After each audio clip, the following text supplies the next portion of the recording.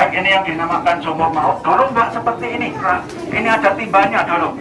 Dan dalamnya 12 meter. Sumur ini dalamnya 12 meter, diameternya lebarnya 75 cm. Dan itu ada bolang hanya 2 meter dari sini. Jadi kedalaman sana masih 10 meter lagi. Jadi, nah ini yang diresmikan tanggal 1 Oktober 1972. Ya ini sebenarnya ini dinamakan Cungkup Sumur Maut. Ini bahannya dari kayu jati ukiran dan ini belum pernah direnovasi juga. Ya, tapi kalau masih setiap tanggal 1 ini dicat ulang atau dipletor lagi atau dipernes lagi udah selesai. Nah ini sebenarnya identik dengan batu nisan karena dulu ada 7 jasad yang dikubur di dalam sumur ini. Ya, 7 tadi yang sudah saya ulangin lagi. Yang pertama dimasukkan Brigadir Jenderal D.I. Panjaitan. Yang kedua Letnan Jenderal Ahmad Yani. Yang ketiga MT Haryono. Yang keempat Brigadir Jenderal Sutoyo. Yang kelima R. Suprapto. Yang keenam S. Parman. Yang terakhir Letnan 1 P. Atendia. Itu semua diseret dengan kakinya dan dimasukkan dengan kepala di bawah semua. Setelah numpuk 7 jasad di dalam sana, itu pun masih ditembakin brutal lagi. Nah setelah ditembakin brutal, sumur ini kan sumur tua, tadinya ada timbanya, airnya pun dulu digunakan untuk kebutuhan sehari-hari oleh Pak Bambang Harjono sebelum terjadi pembantaian itu. Akhirnya sumur ini diuruknya pun pakai sampah, karena tanah yang baru udah nggak ada sumur tua. Sampah bekas ranting-ranting pohon, daun-daun kering dikumpulin, dimasukkan bekas makanan, bekas pohon pisang yang dipotong-potong. Tanahnya hanya 1 meter dicampur daun kering. Bahkan untuk menghilangkan jejak diratakan. Jadi ini nggak ada bekas-bekas tanda-tanda gundukan atau tanah baru. Akhirnya untuk meyakinkan lagi untuk menghilangkan jejak, atasnya itu pun masih ditanamin pohon pisang lagi. Untuk supaya tidak diketahui keluarganya dan masyarakat umum. Makanya dulu milih di sini itu masih jauh dari keramaian. Bahkan di sini masuk listrik pun tahun 70-an. Jadi dulu tahun 65 nggak ada listrik di sini, masih gelap gulita. Bahkan pohon-pohon berserakan, pohon karet adanya. Pohon karet yang sudah nggak aturan. Jadi banyak kayak hutan lah. 65 nggak ada istilahnya itu. Setelah itu baru tanggal 3-nya. Bahkan pohon-pohon berserakan, atau pohon memerintahkan pohon supaya sudah nggak dicari keberadaan jasad. Jadi banyak 6 jenderal 1 perwira pertama yang hilang itu tanggal 1. Tanggal 3 itu dicari oleh pasukan RPKAD dipimpin oleh Mayor Santoso.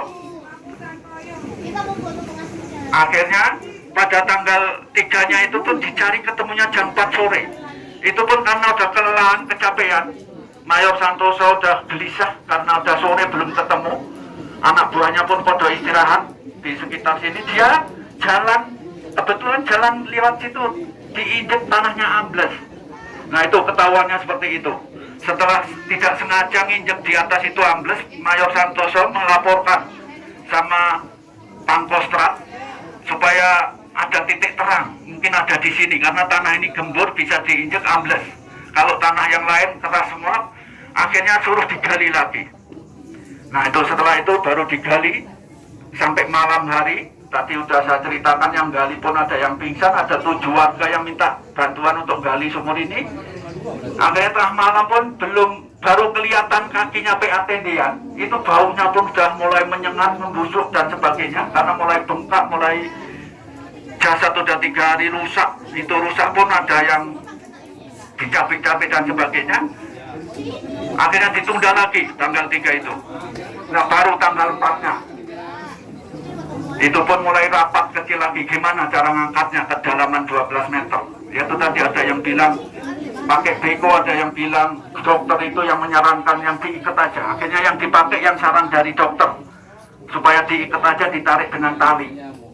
Nah akhirnya minta cari siapa ini yang berpengalaman masuk dengan cara diikat dan menggunakan tabung oksigen. Yang punya kan Angkatan Laut pada waktu itu. Semua angkatan belum punya, yang punya hanya Angkatan Laut tahun 65 itu. Akhirnya Kapten Laut Winanto itu yang memimpin langsung atas perintah Pangkostrat tadi.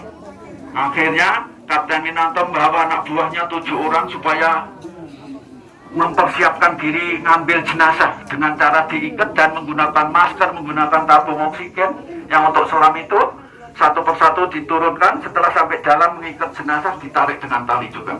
Nah setelah semuanya tertarik atau diikat semua, dibawa ke atas semua, itu pun jenazah masih kotor dan sebagainya, langsung dimasukkan ke peti. Nah setelah itu baru dimandikannya di Rumah Sakit Gatot Subroto. Setelah dimandikan, diotopsi, semua sudah beres. Setelah dimandikan, diotopsi, yang Nasrani dimakamkan secara Nasrani, yang Islam secara Islam. Akhirnya pada tanggal 5-nya itu disemayamkan udah di markas besar TNI Angkatan Darat. Dan diberangkatkan tanggal 5 jam 10 pagi menuju ke Taman Makam Pahlawan Kalibata. Nah itu inspektur upacara pemberangkatan jenazah pada waktu itu Jenderal Nasution. Dan setelah sampai makam, sebagai inspektur upacara penurunan jenazah Mayor Jenderal Soeharto sebagai Pangkostrat. Baik, setelah itu baru dikasih penghargaan pahlawan revolusi dan dinaikkan pangkat setingkat lebih tinggi, yaitu pangkat Anumerta. Nah setelah itu dibuatkan patung.